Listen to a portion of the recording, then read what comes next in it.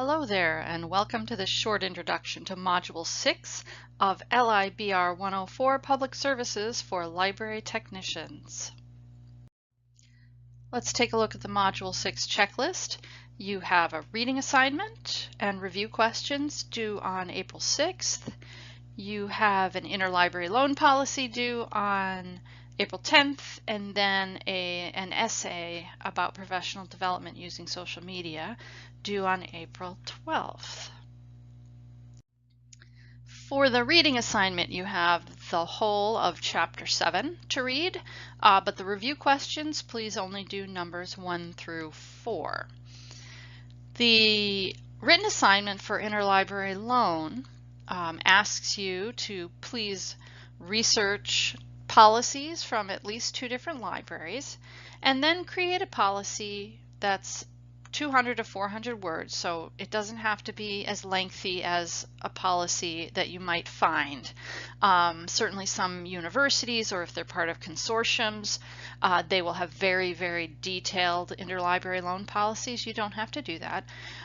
You do need to, however, explain why you included what you included.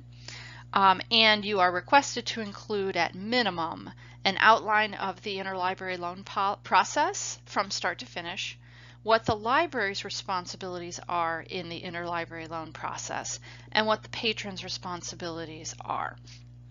Now I'll say regarding interlibrary loan, I've worked in a lot of different institutions, and for the larger state libraries, let's say like at a state university, interlibrary loan is a highly used service.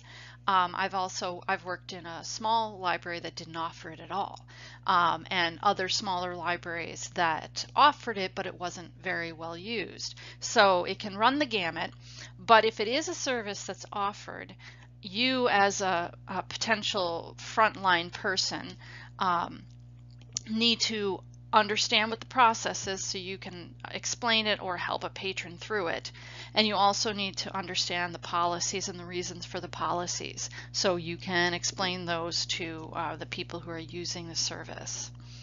Interlibrary loan is, as I'm sure you know, a great service to offer.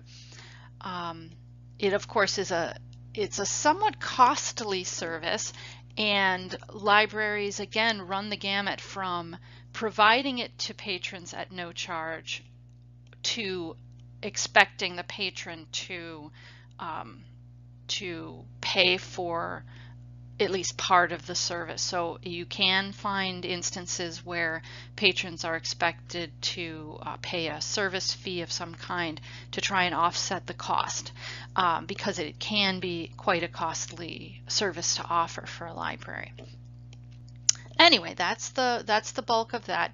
You don't have to go crazy and write an in-depth policy, but you do need to be aware of the main constituent parts of an interlibrary loan policy. So that is the reason for this particular assignment.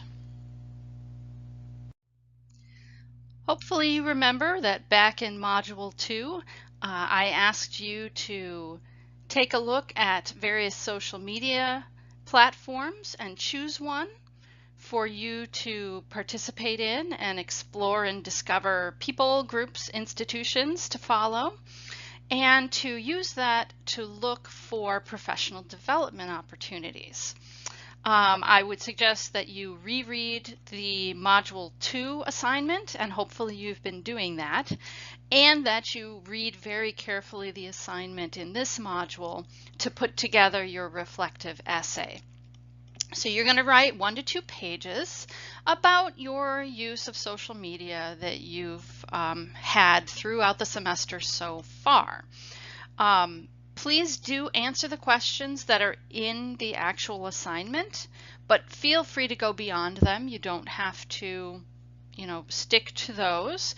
I'm very interested to see what your experience was with this and whether or not it was useful to you. I find social media to be quite useful in professional development for all kinds of reasons. So I'm looking forward to reading your essays.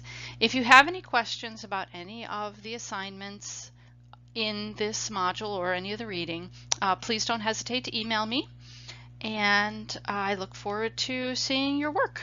Thanks so much.